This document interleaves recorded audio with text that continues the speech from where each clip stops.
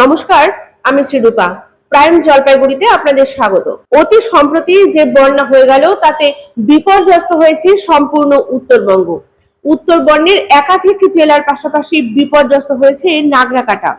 নাগরাকাটায় বহু মানুষ বিপুলভাবে ক্ষতিগ্রস্ত হয়েছে।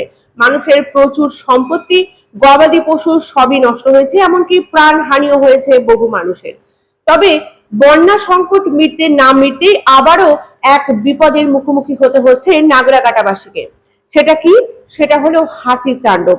হাতির তাণ্ডবে বিপর্যস্ত নাগরাকাটাবাসী। চা বাগান এলাকায় হাতির আগমন, চিতাবাঘের আগমনে এ ধরনের খবর আমরা পেয়ে থাকি।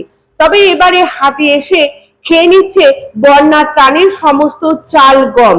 তা নিয়ে খুব সমস্যার সম্মুখীন হতে হচ্ছে নাগরাকাটাবাসীকে।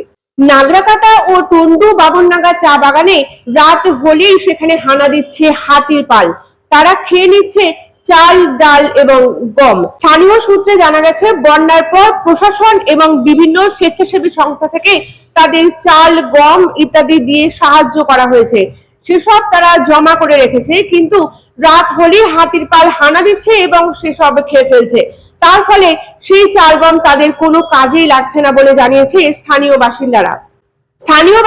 জানাচ্ছেন, চালের গন্ধে প্রত্যেক দিন ছুটে আসছে হাতি। বন দপ্তর সূত্রে জানা গিয়েছে যে তারা অভিজ্ঞ বনকর্মীদের নিয়োগ করছেন এই হাতির পালকে নিয়ন্ত্রণে আনার ব্যাপারে। পাশাপাশি তারা শ্রমিকদের রাতে অকারণে বাড়ির বাইরে বের হওয়ার উপর নিষেধাজ্ঞা জারি করেছে।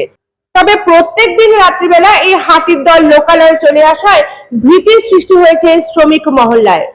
Forest department, government of West Bengal এই বামনডাঙ্গা টিজি ফ্যাক্টরি লাইন এরিয়াটা, তারপরে মডেল ভিলেজ এরিয়াটা, টন্ডু এরিয়াটার মধ্যে 4টে ফুল টাইম টিমস ডিপ্লয় করেছে। এর মধ্যে 5টা ফায়ার আর্মস আছে, আর অ্যাবাউট 15 to 18 স্টাফ রোটেশন বেসিসে আছে। আর লোকাল প্রচুর লোককেও আমরা কাজে নিয়েছি এই হিউম্যান ওয়াইল্ড লাইফ কনফ্লিক্ট মিটিগেশনে। অ্যাবাউট 10 পিপলকে এনগেজ করা হয়েছে।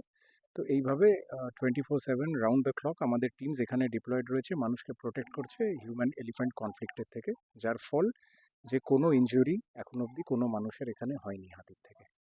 এই যে দুর্গত মানুষ, এখন অবধি এইখানের মধ্যে 10 জন কে টেম্পোরারিলি এনগেজ করা হয়েছে।